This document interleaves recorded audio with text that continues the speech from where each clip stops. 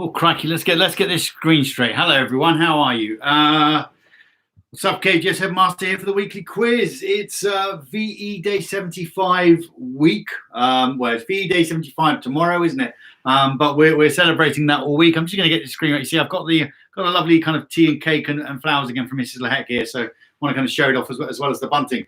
I've got a number of questions for you in my 1940s living room, which has got a few, as I said in this morning's video, a few anachronisms in it, and today even more anachronistic.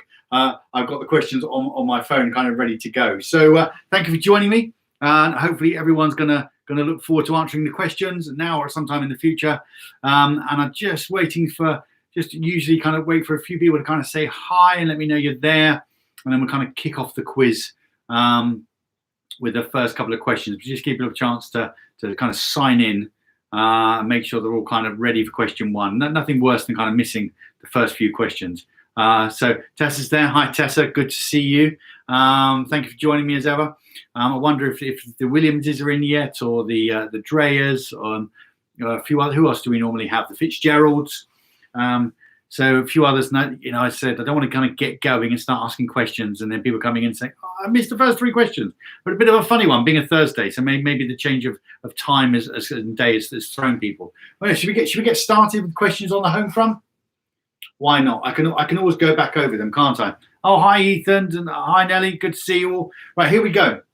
So we've had a lot of teachers this week kind of posting great news. Really interesting information about their kind of their descendant, their ancestors. Crikey, I've just come straight out of another meeting, can you tell? About their ancestors in World War II. So Mr. Grant, Mr. Beard, Mr. Sawley, Mrs. Butcher. There's been some great kind of anecdote stories, photographs about their ancestors during World War II, the roles they played, kind of Royal Marines, Air Aces, etc., etc.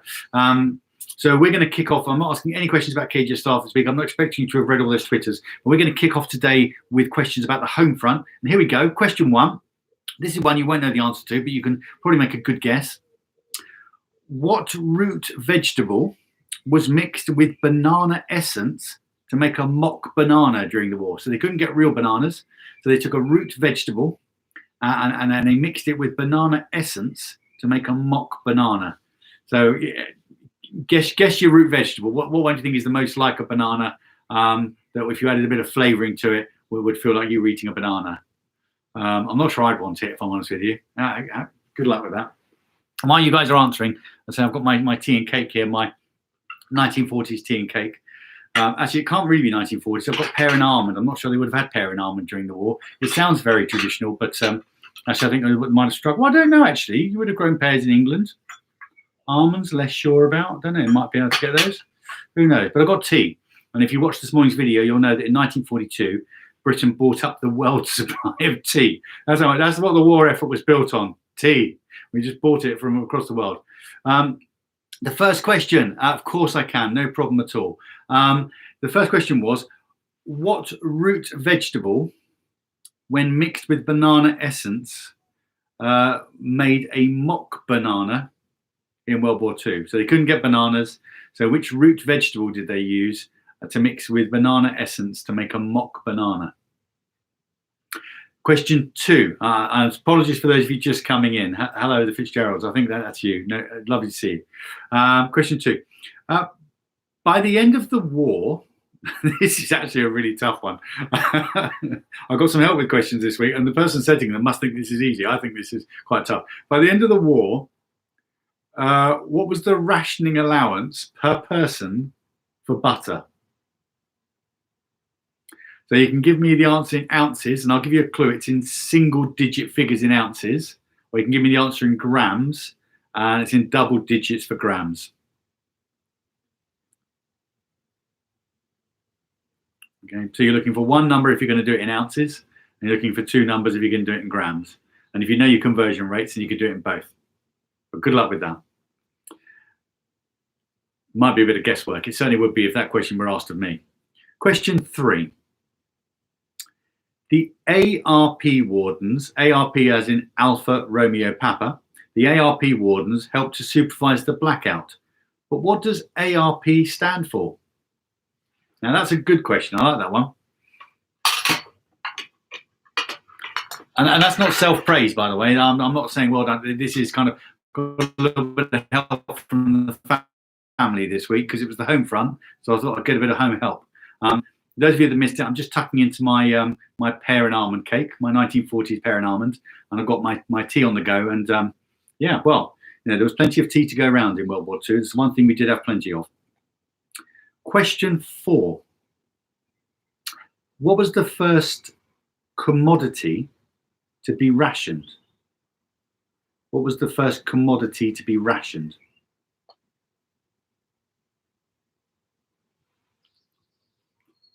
I know you don't want to see me eating cake, but that's delicious. I won't eat too much of it while I'm live, but I had to have a bit. Oh, what's a commodity? It's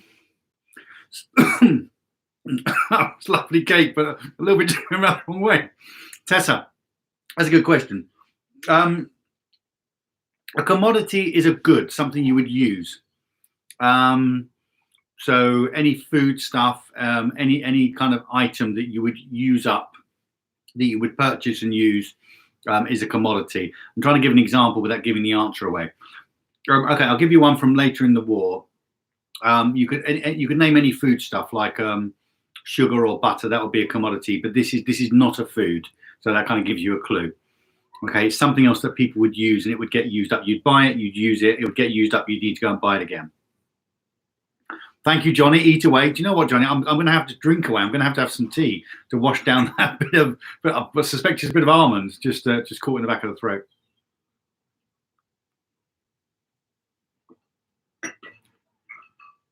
I wish you could join me with this. Honestly, I hope you're all having 1940s tea at home. Now, question 5. What was the nickname of the V1 bombs that flew over Britain and indeed landed and exploded in the latter years of the war? What's the nickname of the V1 bomb?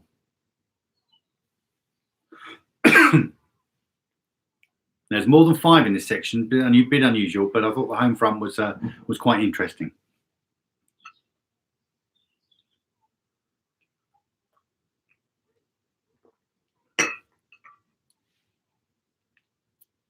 Okay. I think everybody would have known that. Oh, forgive me. I hope I'm not going to do this all the way through. This is terrible. I really enjoyed the piece of cake, but I didn't enjoy the bit getting caught. Anyway, here we go. Question 6. This ends section 1 on the home front. How many children were evacuated over the course of the war? Was it 2 million, 3.5 million, or 6.5 million? 2 million, 3.5 million, or 6.5 million?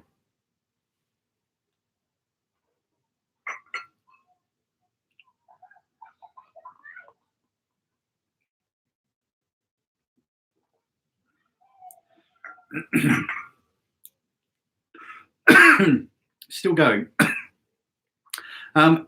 Anybody want any of those repeated?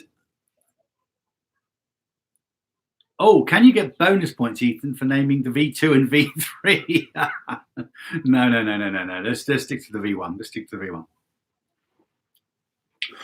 V1. Let's try and get this up. I hope I don't choke on live stream on YouTube. That would be awful, wouldn't it?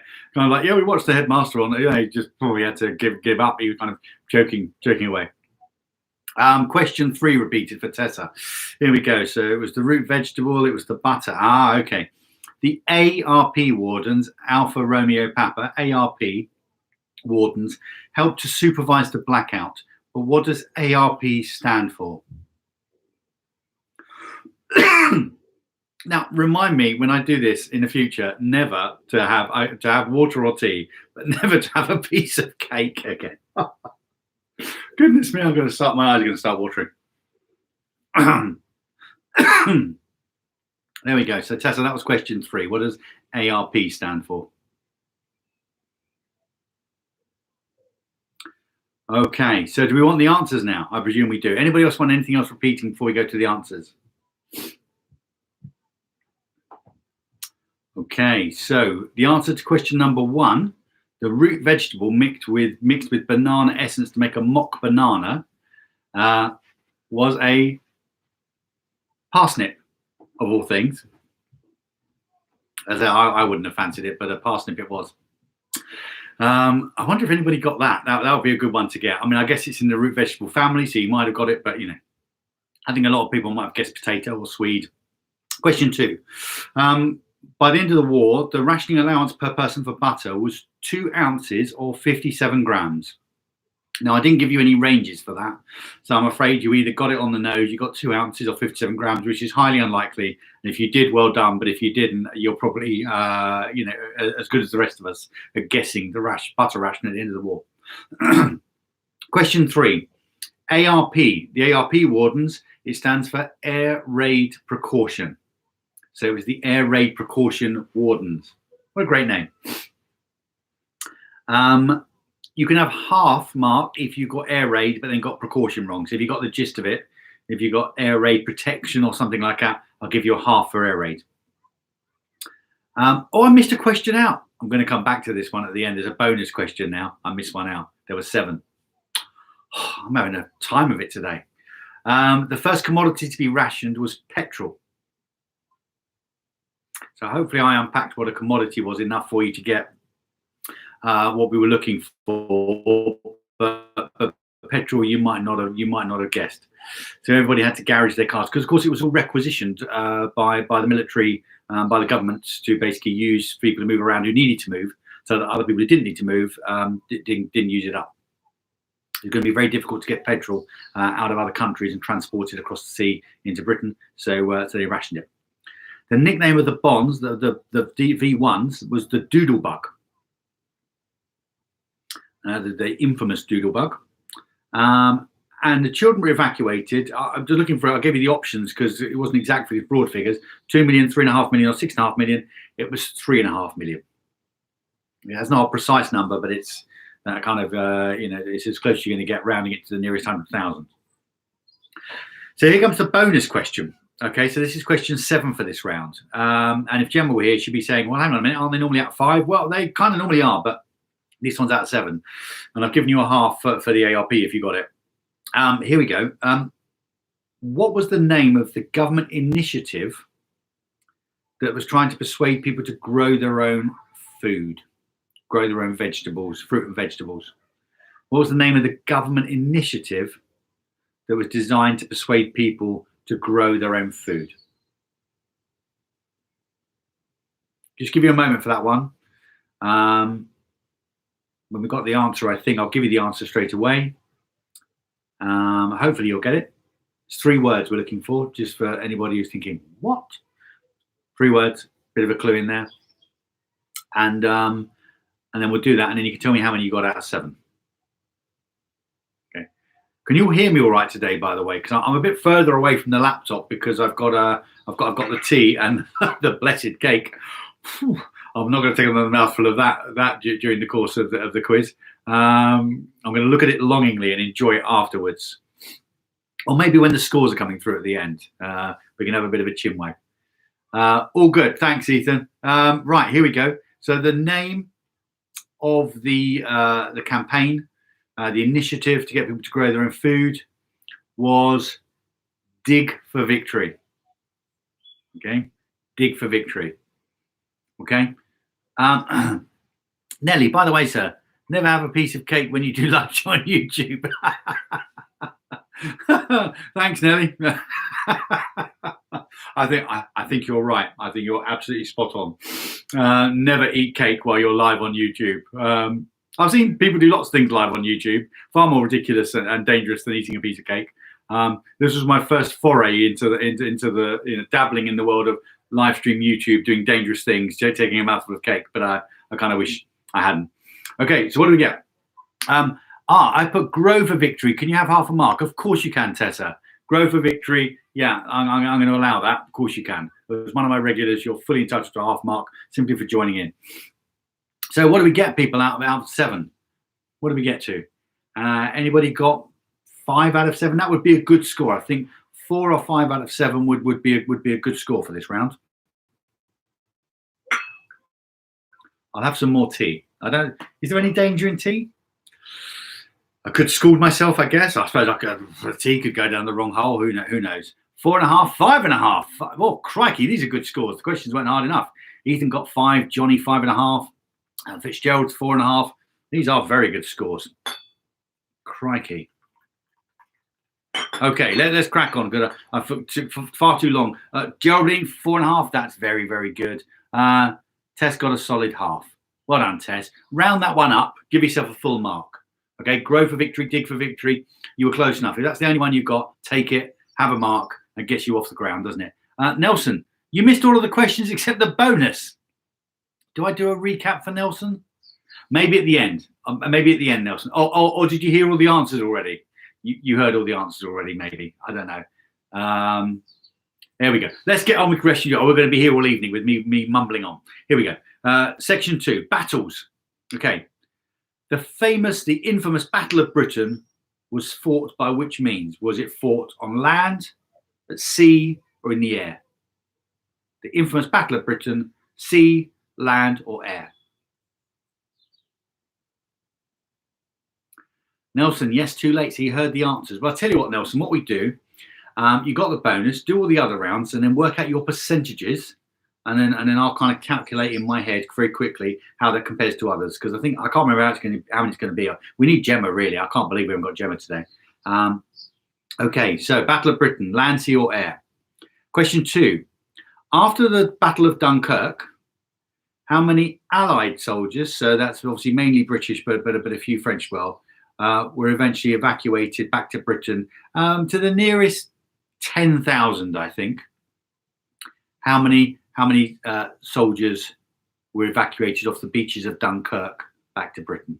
To the nearest 10,000. That's a toughie. I mean, I might get it to the nearest 100,000. Question 3.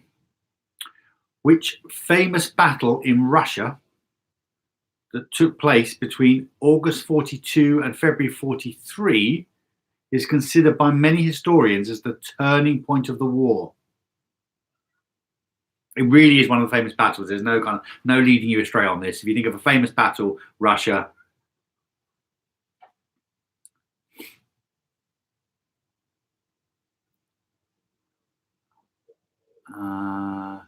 Tessa can tell me how many were left on the beach. Tessa, if you can get that for a bonus mark. I just don't know. I won't know whether that's right or not, but I think I can trust you. So that's worth telling us afterwards. Okay, question 4. What was the code name for the Battle of Normandy that was started by the Normandy landings in June 44? Code name for the Battle of Normandy. Now, this might not be what you think it is. You might be led astray by a common term for the landing. This is the name of the battle, the operation that began with the landings. Question 5. There's a bonus here. I've just put it in. Can you name either of the Japanese cities that had an atomic bomb dropped on them at the end of the war? And if you can name both, there's your bonus.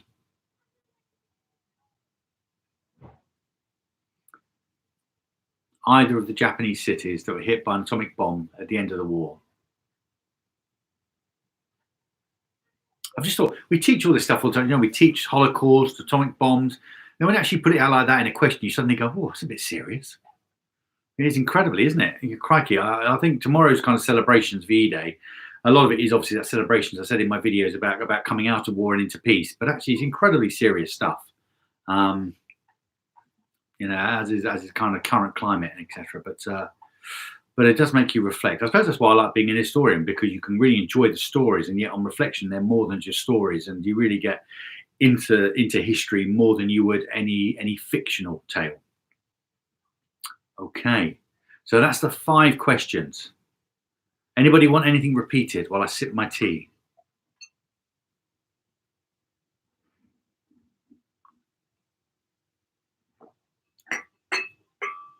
No, brilliant. Let's go. Battle of Britain was fought in the air. I'd like to say it was the Royal Air Force, but we mentioned this morning the Indian Air Force. There were Polish pilots, lots of Commonwealth and European pilots fighting. And the reason why it's fought in the air, because basically if Germany took control of the skies, then their boats could come over to invade Britain unassailed. But if we controlled the air, then actually, if they tried to bring boats over, we could bomb them. We could, kind of fire on them, and therefore prevent them from landing. So they needed control of the air first, which they never got because Britain won the Battle of Britain. And of course, we called it the Battle of Britain. If you win something, you get to name it and you get to write the history of it. That's kind of how things go. History is the history of the victors, as they say. So there we go. Battle of Britain, Air Forces. Battle of Dunkirk. This is the big one. So the nearest 10,000 is 340,000. The actual number, 338,226. I'm going to give you anything between 330 and 350. So 330, 340, 350. No, even better. As before, 330 or 350 gets 1 mark. If you got 340, you get 2. How's that? That I think rewards the people that got 340. Famous battle in Russia between August 42 and February 43 is the Battle of Stalingrad. Hopefully everyone got that one. The code name for the Battle of Normandy that was started by the Normandy landings, and I tried to make sure you didn't get led into thinking it was D-Day, because that was just the landings. And anecdotally, the D in D-Day stands for day, so it's kind of D-Day is day-day. It was Operation Overlord. I'm sure most of you knew that. Operation Overlord. There we go. And at the end of the war, the atomic bombs dropped on Japan were in Hiroshima and Nagasaki. So you can have either of those, both for a bonus. How are we doing now? Toss up your scores. Let me know how you got on this round. Let me know how you're getting on in total. And then we'll move on to round 3. How are we doing? Nelson, did you get full marks? Have you kind of caught up? And dare I risk another piece of cake? The problem with saying I won't eat any now, and I've got this kind of remnant, this memory now of nearly choking on my first piece, is I don't want to do it, but it looks so delicious that I do want to do it. I'm really on the fence, which is very unlike me. I'm normally quite decisive, but this is very unlike me. Ethan, 12 out of 14. Wow. Fitzgerald's got 7 out of 7. Congratulations. That's a great round. So I'm glad that our history knowledge is a lot better than our, what have we done so far? Disney and sport. So history seems to be absolutely top. Well done, everybody. So Fitzgerald's on 11.5 in total. Nelson, you thought 360. So I gave you a mark for that, didn't I, Nelson? So you get 1 mark for 360. It's not. Oh no, is that right? Did I give you 1 mark? No. Oh, take half a mark for 360 because you came in late. So rather than being on 4.5, you're up to 5 now. Take half a mark for that. Well done. Johnny got 5 in that round. So Ethan and the Fitzgeralds outperformed Johnny, and Johnny's very clever. Tessa's got 3 in total. Well done, Tessa. Keep climbing those rankings. That's brilliant. And I know you do this all on your own, so that's a great effort. Here we go. You're welcome, Nelson. Now, category 3 or round 3, women in the war. Question 1. In the cities which provided organisation, famously provided the tea and refreshments to Blitz victims, what were the WVS? What does WVS stand for? Okay. In the cities, the women's organisation that provided tea and refreshments to the Blitz victims were the WVS. But what does WVS stand for?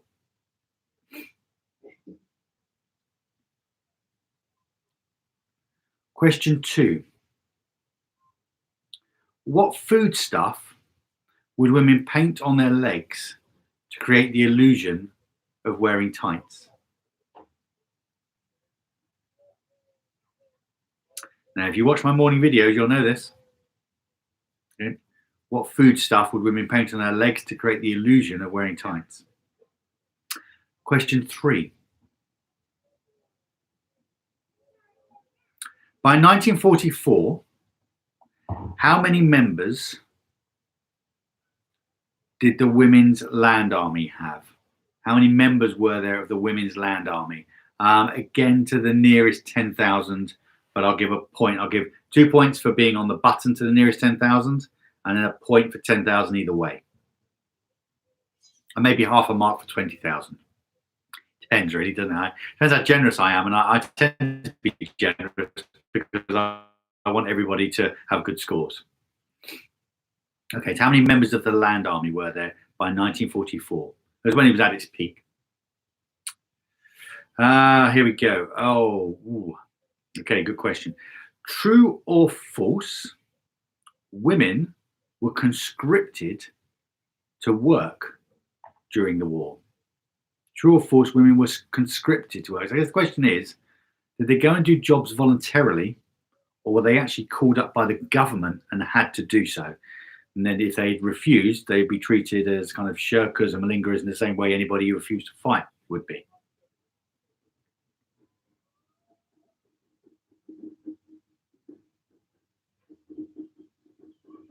And question 5. During the war, our now Queen Elizabeth, was then Princess Elizabeth. What job did she do? And again, if you watch my videos, what job was performed by Princess Elizabeth? Am I going to go for? Oh, do I? I daren't risk it. I daren't. What if it all happened again? And they'd say, "Why did you eat it? Why?" Did you? Oh. Okay. Anybody want any questions repeated?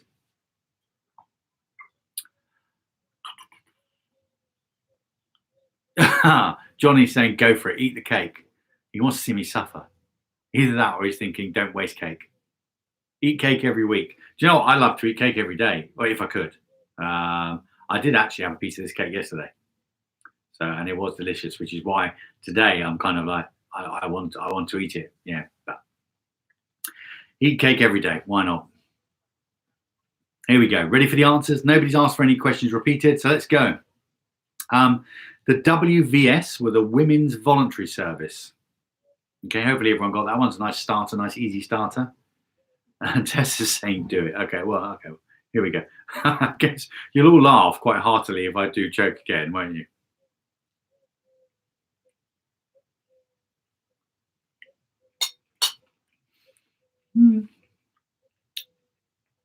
Really nice. Really nice. Well, now my fork's fallen on the floor, so I can't eat anymore. I've dropped my fork. So there we go. I got my second mouthful in and I haven't choked, so there we go. But having dropped my fork, I need to get a clean one, so that can now wait till the end of the quiz.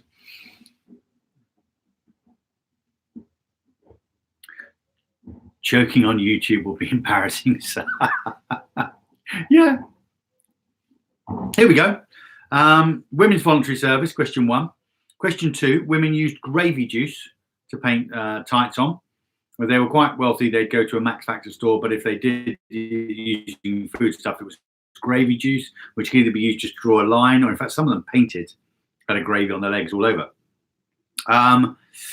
By 1944, at its height, the Women's Land Army had 80,000 members.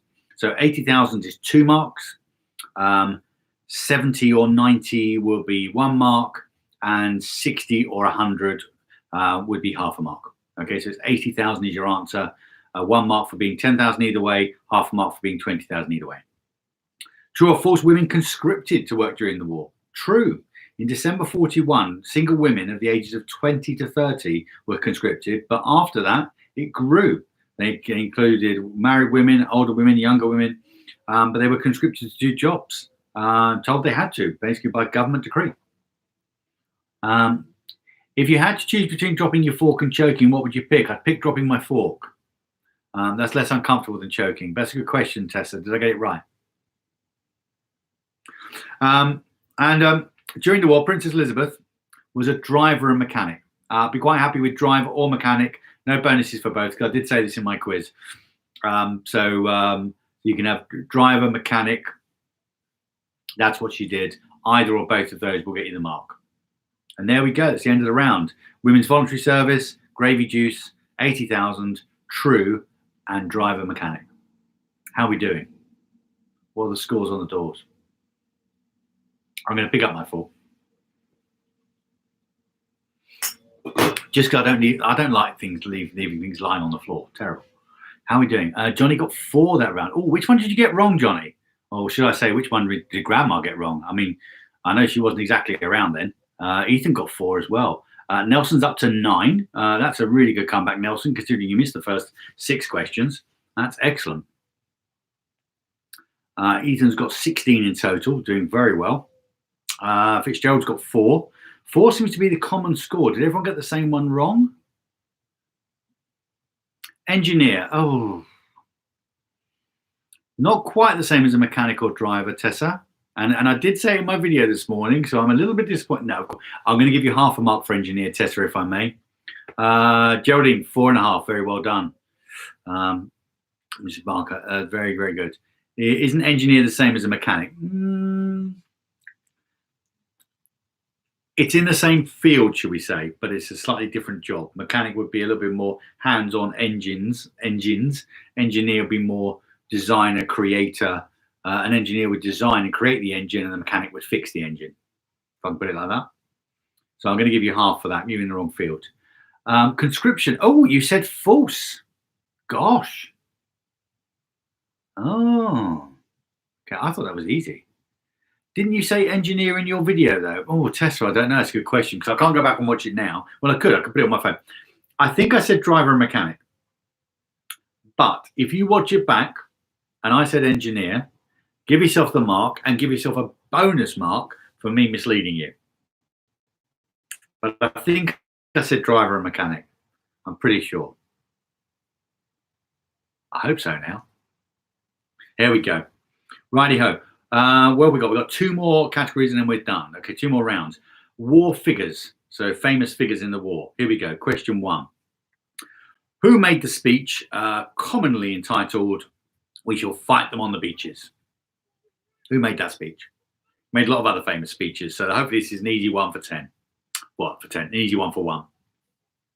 A starter for 10. That's what they call it, isn't it? It's a university challenge. Starter for 10. Who made the speech, "We shall fight them on the beaches"? Question 2. Who was known as the force's sweetheart? Now, she's featured in my videos as well. You've heard her. I don't know if you've seen her. You've definitely heard her yesterday and today. Who was known as the force's sweetheart?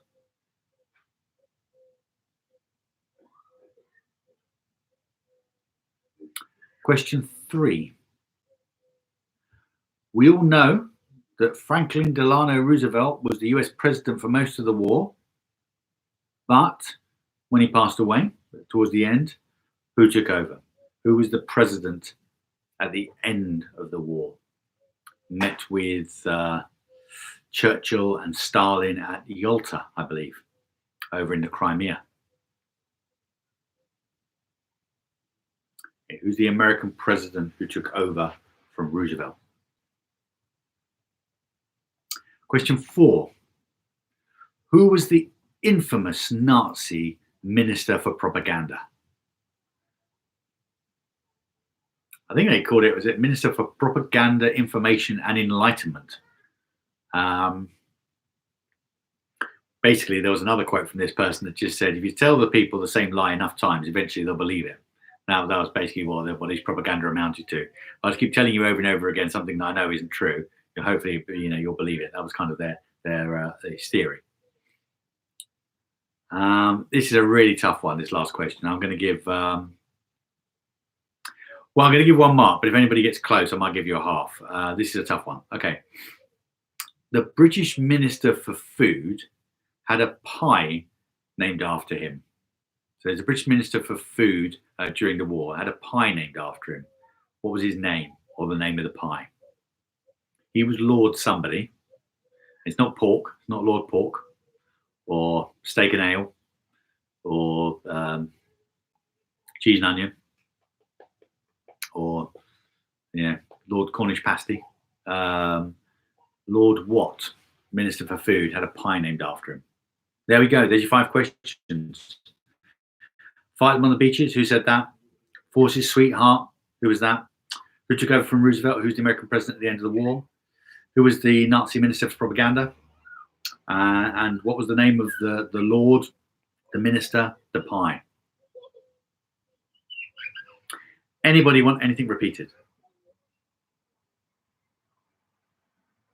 That's a toughie, that last one. I've got to say, if I didn't have that written down, if that had just been asked to me straight off the bat, in or out of the classroom, I'd have had to go and look it up.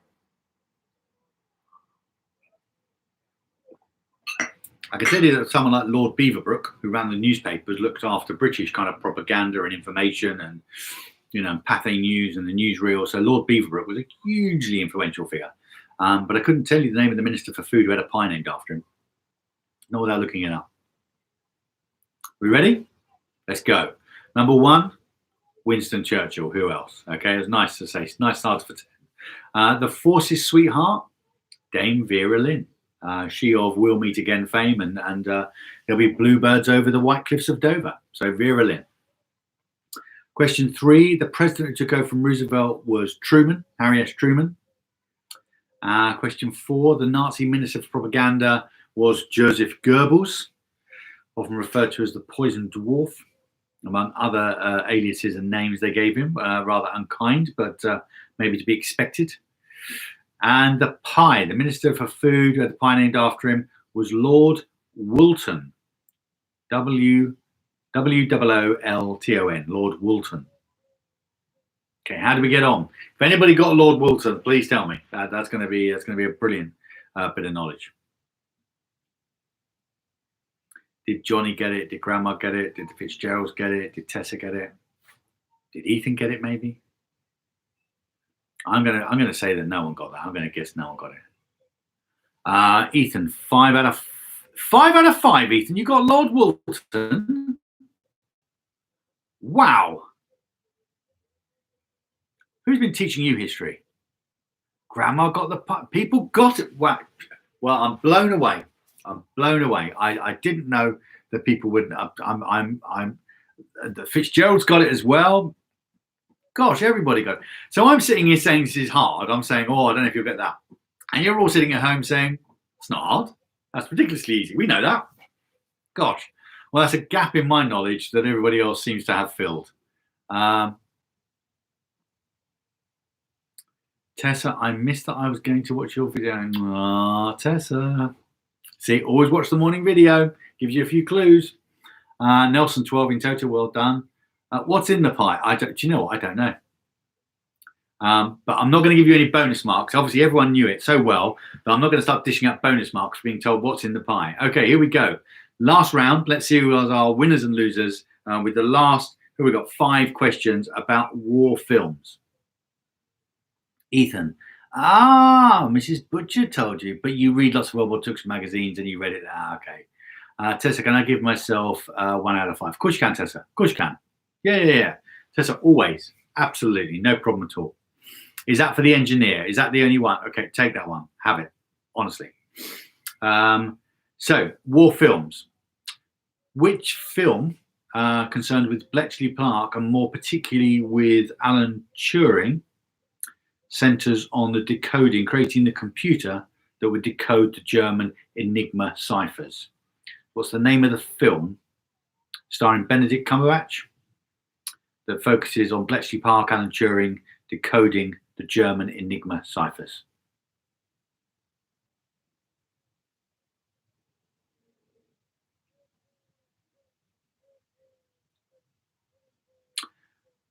Question 2. In the film Saving Private Ryan, who plays Private Ryan? In the film Saving Private Ryan, who plays Private Ryan?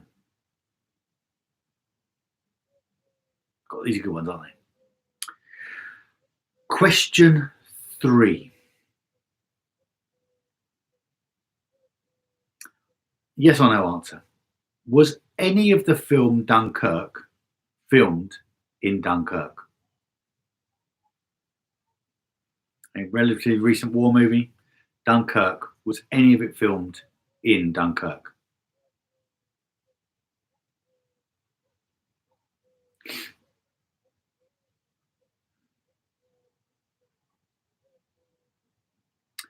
Question 4. Which even more recent movie about World War II in Germany saw a little boy having Hitler as his imaginary friend.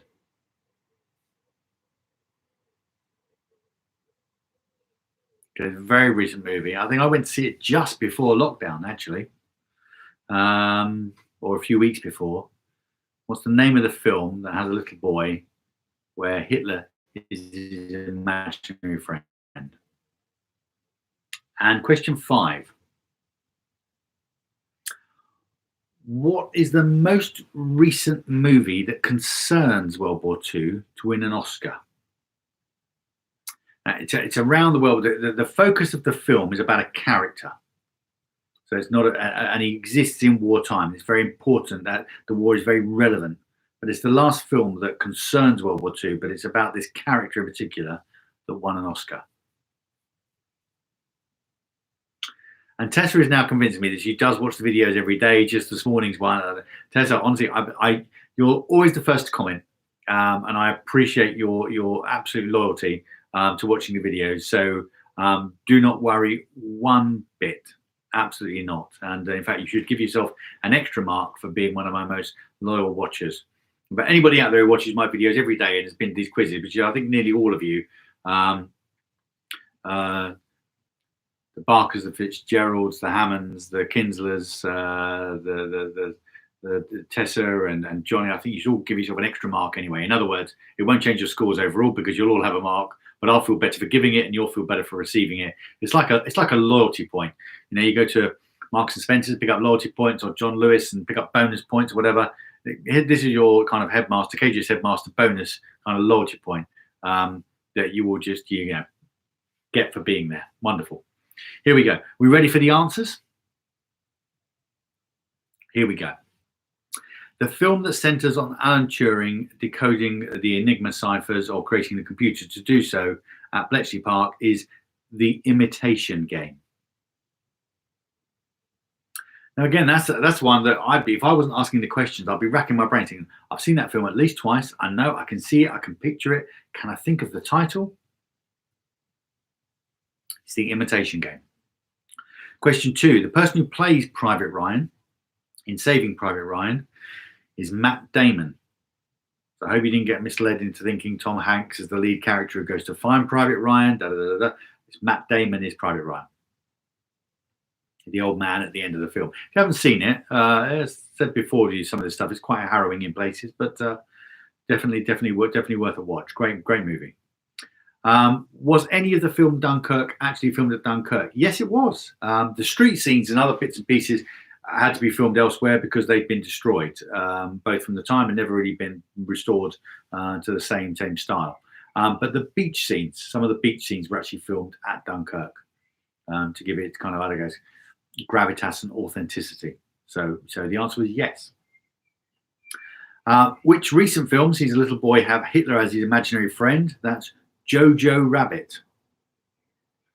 And I found that film strangely hysterical. It made me laugh a great deal, and I'm thinking I shouldn't be laughing at this, but it is designed to be funny, satirical. Satirical, I think, is the ironic. So again, it's a good movie, but watch it with the satire in mind. And finally, the most recent movie to win an Oscar that concerns World War II, but I had to heavily point out it's about a character. I didn't think it's about a battle or about a group. Of course, it's about the King. It was The King's Speech in 2010. It's the last kind of World War II oriented movie to win an Oscar. So we got Tess went to Dunkirk and it's really ugly and the beach is great. Yeah, it absolutely is. Yeah. And it was like that, but it's not an idyllic place to visit. The Normandy beaches are interesting, very educational to visit. Dunkirk, less so, really. World War II battlefields, very interesting. Sorry, World War I battlefields, and the memorials, and obviously all the cemeteries. Very, very, very kind of interesting and very educational, very thought-provoking. But Dunkirk, the beach, I wouldn't go there for a day trip. How did we get on? Who are our winners? I mean, Ethan's been doing really well today. I'd be surprised if he wasn't up there. How do we get on? Who wants to declare first? It's all a matter of trust, isn't it? So Johnny got 3 out of 5 in that round. Ooh, crikey. I expected him to do well on the film round, but then I think those questions they felt easy to me because I knew the answers. So they were actually quite tricky. Oh, Gemma. Hello, Gemma. Good to see you. First comment of the day, 3 out of 5, unless I've missed it. I'm glad you're in, Gemma. How many is this out of now? We'll need your help here. Got 4 for that round. Thought Gary Oldman won an Oscar for Darkest Hour. I wonder if that's true. I'll have to look that up.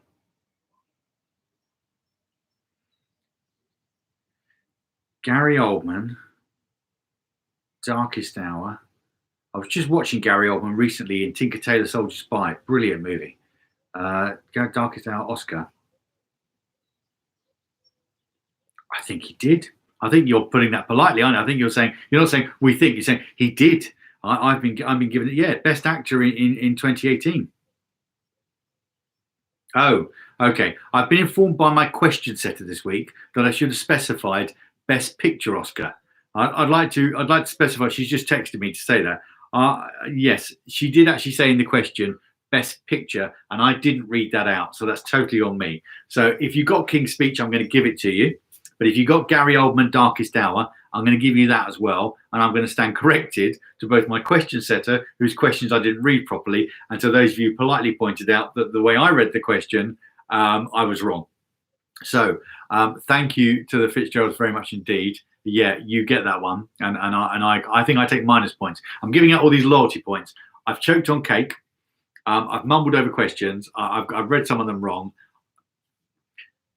It's not my finest hour. Apparently it's out of 22 and a half, but Ethan's saying he got 27 in total. No, okay. Oh, apparently the score's 22. He got 23 and a half out of 27. So there we go, 23 and a half. But Johnny, you first declared 21 and a half, then 22 and a half, then 23 and a half. Oh, you're just saying, is that just the total? Oh, Gemma was doing her history homework. Oh, sorry, Gemma. Okay, but you got some. So Nelson, good for 14. Good. Yeah, Roughhouse, you can take 5 for that round because you get the Gary Oldman one as well. So where are we? Ethan's saying it's now out of 30. Fitzgerald's the same, got 26 and a half, including loyalty points. So you all get the loyalty points. So well done. Ethan's saying his maths are terrible, but your history's pretty good, Ethan. So you'll be all right. Although I was quite good at history and maths. Where did I fall down? Languages. Oh, I love languages. I try and speak a bit of German, a bit of Italian. I did 2 GCSEs or O levels. I did French and German. I studied Latin. I did Italian lessons, but I'm just terrible at languages. That's my bête noire, should we say? Johnny's saying he knows he can't add up, and he's very good. Jonathan's got an A level, a very good A level in maths, so he should be able to add up. So I'm wondering, did the Fitzgeralds win 26 and a half? Is anybody going to say they beat 26 and a half?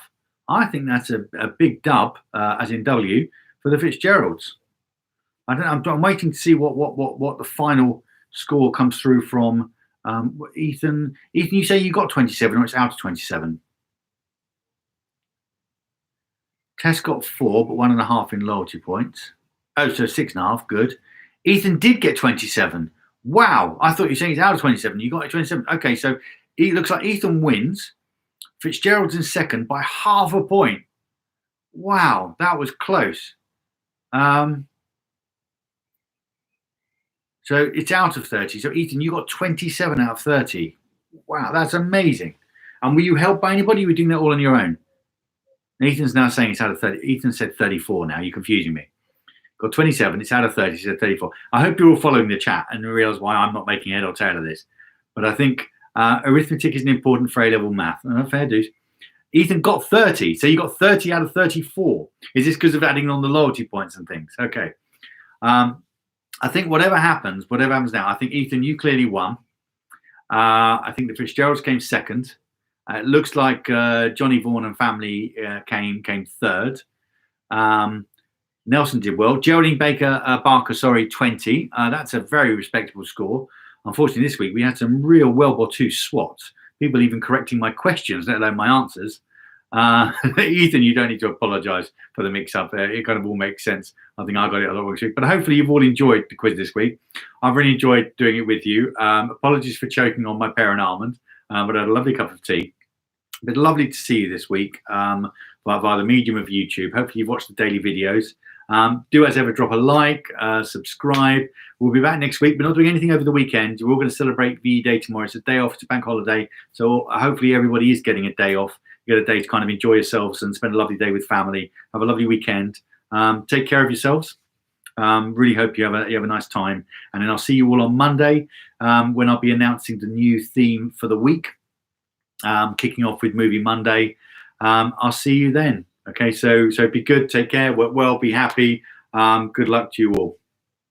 Headmaster out.